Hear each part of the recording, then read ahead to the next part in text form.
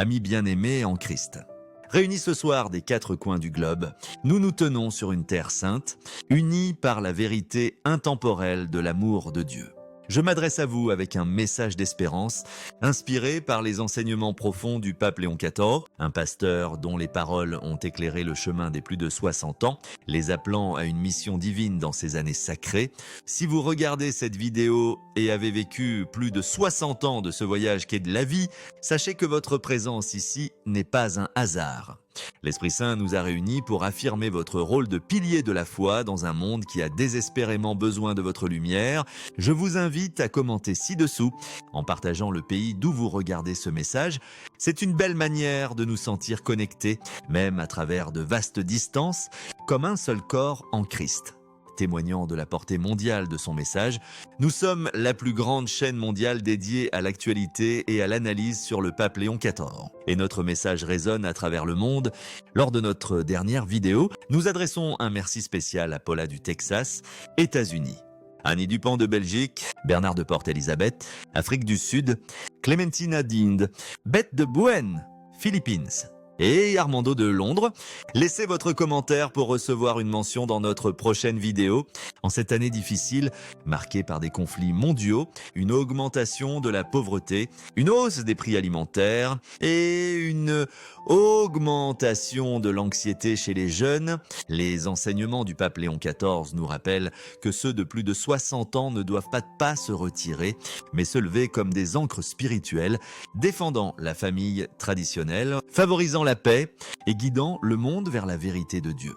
Votre âge n'est pas un déclin, mais un signe divin d'une mission plus profonde, un appel à être un phare d'espérance dans un monde las. Lors de son homélie pour la fête de la Sainte Famille, le pape Léon XIV déclara « Les aînés sont les gardiens du sacré. Ils tiennent la famille comme le premier autel de la société, où naît la paix, et par leur foi, le monde est guéri. » Explorons comment votre rôle après 60 ans est un appel saint à défendre la famille, bâtir la paix et guider les âmes vers l'éternité. Défendre la famille traditionnelle. Premièrement, le pape Léon XIV enseigne que les plus de 60 ans sont appelés à défendre la famille traditionnelle comme le berceau de la paix, Genèse 2,24 proclame. C'est pourquoi l'homme quittera son père et sa mère et s'attachera à sa femme et ils deviendront une seule chair. La famille, fondée sur l'union entre un homme et une femme, ouverte à la vie et soutenue par la prière, est le premier autel de la société. Ce fondement est attaqué, des idéologies troublent les enfants, avec des rapports indiquant une augmentation de l'insécurité alimentaire affectant la stabilité familiale et des changements culturels sapent la sainteté du mariage. Mais vous, qui avez traversé des décennies de changements, des jours analogiques à l'ère numérique, connaissez la vérité durable du dessein de Dieu. Vous avez vu la force des familles qui prient ensemble, peut-être la vôtre, où vos parents vous ont appris le chapelet ou où vous avez élevé vos enfants pour honorer Dieu, malgré les luttes financières. Le pape Léon XIV disait souvent « Une société qui abandonne ses racines pave sa propre ruine, mais les aînés, avec leur mémoire de la foi, peuvent mettre restaurer l'autel du foyer. Vous êtes appelés à être une voix pour les sans-voix, les enfants exposés à la corruption morale, les femmes dévalorisées par la culture, les aînés négligés et les enfants à naître. » Je pense à Margaret, une femme de 65 ans rencontrée en Irlande.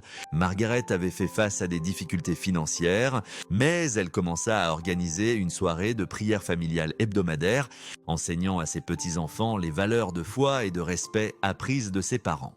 Son foyer devint un sanctuaire et sa fille, en proie à l'anxiété, trouva la paix, reflétant Matthieu 18,20.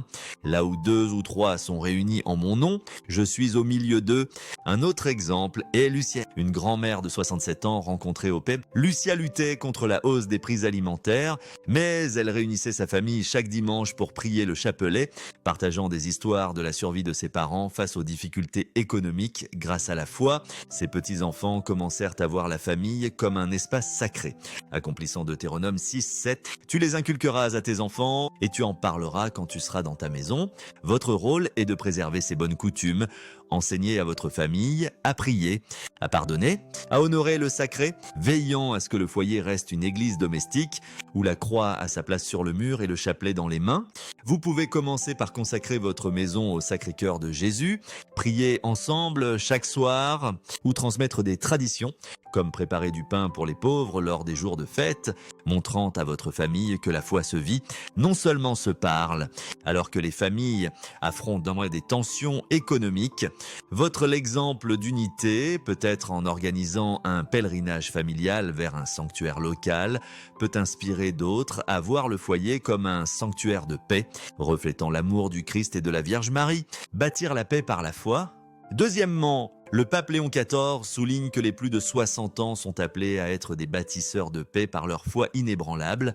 Jean Zistan III déclare « Dans le monde, vous aurez des tribulations, mais prenez courage, j'ai vaincu le monde. Le monde est épuisé. Conflits dans des régions comme Gaza et l'Ukraine. Catastrophes naturelles en Asie du Sud-Est. Et une hausse du coût de la vie à l'échelle mondiale laisse beaucoup sans espoir. Mais vous, qui avez traversé des vallées d'épreuves, peut-être les luttes économiques ou la pandémie mondiale, portez une paix que le monde ne peut donner. Le pape Léon XIV disait souvent « Les aînés ont vu les tempêtes passer. Leur foi est un fleuve de paix qui coule vers la génération suivante. Vos prières, enracinées dans des décennies de confiance, sont une force pour la justice et la guérison. » Je pense à Thomas, un homme de 70 ans rencontré au Kenya. Thomas luttait contre la hausse des coûts des médicaments, mais inspiré par l'appel à la paix du pape Léon XIV, il commença à prier quotidiennement pour son village.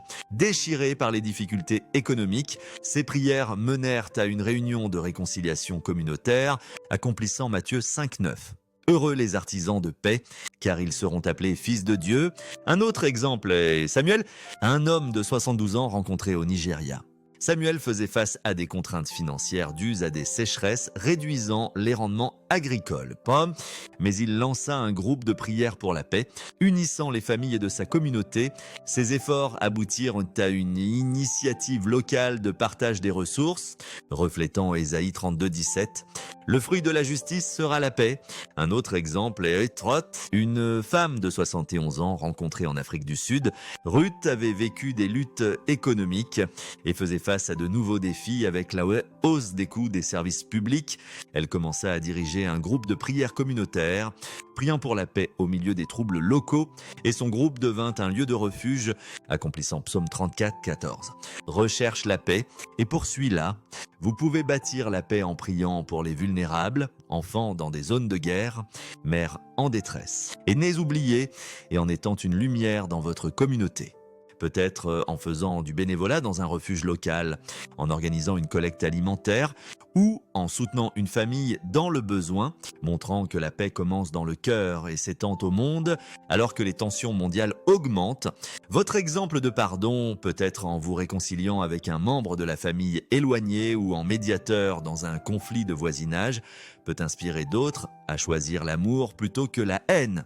Construisant la paix que le pape Léon XIV appelait une responsabilité morale, garder la vérité. Troisièmement, le pape Léon XIV enseigne que les plus de 60 ans sont des veilleurs spirituels, gardant la vérité dans un monde de confusion. Ésaïe 62,6 déclare « Sur tes murs, Jérusalem, j'ai placé des sentinelles. » Vous avez vu l'essor et la chute des idéologies, des changements culturels des années 1960 au relativisme d'aujourd'hui, et vous savez que la vérité n'est pas relative. Le bien et le mal existent, et sans Dieu, l'humanité est perdue dans ses ombres, avec une hausse du chômage et des jeunes luttant contre le désespoir. Votre voie de sagesse est cruciale. Le pape Léon XIV disait souvent « Les aînés sont la mémoire de l'Église ». Il rappelle au monde que la vérité de Dieu perdure. Vous êtes appelés à parler avec courage, non pour plaire au monde, mais pour le sauver. Je pense à Elena, Une femme de 68 ans rencontrée en Roumanie, Elena faisait face à des contraintes financières, sa pension couvrant à peine ses dépenses, mais elle commença à enseigner le catéchisme dans sa paroisse. Partageant comment Dieu l'avait soutenue à travers des décennies de difficultés, ses enseignements inspirèrent un jeune garçon à poursuivre la prêtrise, reflétant Hébreux 13:7. Souvenez-vous de vos conducteurs qui vous ont annoncé la parole de Dieu. Un autre exemple est Agnès, une femme de 70 ans rencontrée en Pologne. Agnès luttait contre l'inflation. Mais elle commença à encadrer de jeunes couples dans son église, partageant comment son mariage avait surmonté des épreuves grâce à la foi. Son accompagnement aida un couple à se réconcilier, accomplissant Proverbe 15:22. Les projets échouent faute de conseils. Mais avec de nombreux conseillers, ils réussissent. Un autre exemple est Daniel, un homme de 67 ans rencontré en Ouganda. Daniel faisait face à des difficultés financières après sa retraite, avec des échecs de récolte réduisant ses revenus. Mais il organisa une réunion de prière hebdomadaire pour les jeunes adultes, partageant comment Dieu l'avait soutenu à travers les famines. Sa sagesse leur donna de l'espoir, reflétant Ecclésiaste 7:8. Mieux vaut la fin d'une chose que son commencement. Vous pouvez garder la vérité en partageant votre témoignage, en encadrant les jeunes ou en vous exprimant contre les idéologies qui nuisent à la famille, veillant à ce que l'évangile reste un son guérisseur dans un monde bruyant. Alors que les médias sociaux propagent la confusion, vous pouvez contrer cela en organisant une étude biblique, en écrivant des lettres à vos petits-enfants sur la foi, ou simplement en vivant une vie qui reflète la vérité du Christ, montrant que la sainteté est intemporelle et guidant les autres vers les promesses éternelles de Dieu, intercédez pour le monde. Quatrièmement, le pape Léon XIV souligne le pouvoir des aînés comme intercesseurs pour un monde brisé. Jacques 5,16 déclare: la prière fervente du juste a une grande efficacité. Après 60 ans, vos prières ne sont pas précipitées. Elles sont enracinées dans des décennies de marche avec Dieu, portant le poids de l'expérience, avec la pauvreté mondiale en hausse et l'anxiété des jeunes augmentant. Votre intercession est une bouée de sauvetage. Le pape Léon XIV disait souvent « Les prières des aînés sont des piliers qui soutiennent l'Église. Elles appellent la puissance du ciel. » Je pense à Joseph, un homme de 73 ans rencontré aux Philippines. Joseph avait perdu ses économies à cause de l'inflation, mais il commença à prier pour ses petits-enfants qui luttaient contre l'anxiété. Ses prières conduisirent un petit-fils à trouver la paix à travers la foi, accomplissant Éphésiens 6,18. Prier en tout temps dans l'esprit. Un autre exemple est Grace, une femme de 68 ans rencontrée au Canada qui lança une chaîne de prière pour les familles confrontées au chômage, menant une jeune mère à trouver un emploi. Un autre exemple est Peter, un homme de 75 ans rencontré en Inde. Peter faisait face à des défis de santé, mais il priait quotidiennement pour les jeunes de son village, menant à une foire à l'emploi qui apporta de l'espoir, reflétant Galates 6,9. Ne nous lassons pas de faire le bien, car nous moissonnerons au temps convenable. Un autre exemple, et c'est Martha, une femme de 69 ans rencontrée au Ghana. Martha luttait contre la hausse des coûts de la vie, mais elle commença à prier pour la paix dans sa communauté. Touchée par les difficultés économiques, ses prières menèrent à une initiative locale pour soutenir les chômeurs, accomplissant 1 Thessaloniciens 5,17. Priez sans cesse, vous pouvez intercéder en priant quotidiennement pour les vulnérables, enfants, pauvres, enfants à naître, et pour que les dirigeants mondiaux cherchent la justice, comme le pape Léon XIV l'exhortait, que chaque leader regarde dans les yeux d'un enfant affamé et se demande « Que fais-je de mon pouvoir ?» Alors que les conflits persistent dans des régions comme le Soudan et Haïti, vos prières pour la paix peuvent déplacer des montagnes et votre intercession pour l'Église peut renforcer sa mission, préparant les âmes pour l'éternité, porter l'espérance éternelle. Cinquièmement, le pape Léon XIV enseigne que les plus de 60 ans sont des porteurs d'espérance éternelle, préparant le monde pour le ciel. Apocalypse 3:2 qu'ils promettent, ils verront sa face et son nom sera sur leur front. Votre vie, marquée par des épreuves et des triomphes, est un témoignage qui pointe vers l'éternité. Alors que beaucoup font face au désespoir, votre espérance est une lumière. Le pape Léon XIV disait souvent: les aînés sont le pont de l'Église vers le ciel. Ils montrent que les promesses de Dieu perdurent. Je pense à Sophia, Une grand-mère de 76 ans rencontrée au Brésil qui, malgré la hausse des coûts des médicaments, visitait un refuge pour prier avec les sans-abri, partageant des histoires de la fidélité de Dieu. Sa présence inspira un homme à revenir à la foi, reflétant Matthieu 5,16. Que votre lumière luise ainsi devant les hommes. Un autre exemple est Maria.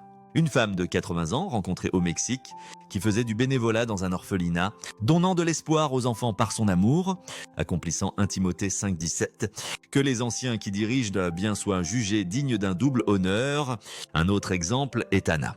Une femme de 74 ans rencontrée en Roumanie qui enseignait le catéchisme dans sa paroisse, inspirant un jeune garçon à poursuivre la prêtrise avec ses histoires de foi, reflétant Hébreux 13,7. Un autre exemple est Esther, une femme de 69 ans rencontrée au Kenya qui écrivait des lettres à ses petits-enfants sur la fidélité de Dieu, les guidant vers la foi, accomplissant Psaume 68. Nous raconterons à la génération future les louanges de l'Éternel. Vous pouvez porter cette espérance en vivant une vie de sainteté, en partageant votre foi et en préparant votre famille pour l'éternité, montrant que la vraie paix se trouve en Christ, alors que l'anxiété des jeunes augmente, votre assurance calme. Peut-être en partageant comment Dieu a pourvu lors d'une crise passée, peut inspirer d'autres à faire confiance aux promesses éternelles de Dieu, les guidant vers la joie du ciel. Où il n'y aura plus de larmes, comme Apocalypse 21,4 le promet, il essuiera toute larme de leurs yeux. Le pape Léon XIV citait souvent Ésaïe 41,10, ne crains rien, car je suis avec toi, rappelant aux aînés que l'amour de Dieu vainc toute peur. Alors que vous faites face à des luttes financières ou à la solitude, abandonnez vos craintes à la croix, confiant que Dieu marche avec vous. Votre mission est d'être un père, une mère, un grand-parent qui choisit l'amour chaque jour, construisant la paix dans votre foyer, défendant la famille et guidant les âmes vers le ciel. Prions ensemble. Ô Marie, mère de l'Église, nous consacrons nos vies à vous. Protégez les aînés, leurs familles et les vulnérables et conduisez-nous à Jésus. Amen. Partagez cette vidéo avec quelqu'un qui a besoin de ce message d'espérance. Abonnez-vous à la chaîne, activez les notifications et rejoignez-nous dans ce voyage sacré de foi. Ensemble, élevons-nous comme des serviteurs fidèles, faisant briller la lumière du Christ et préparant la joie éternelle du ciel.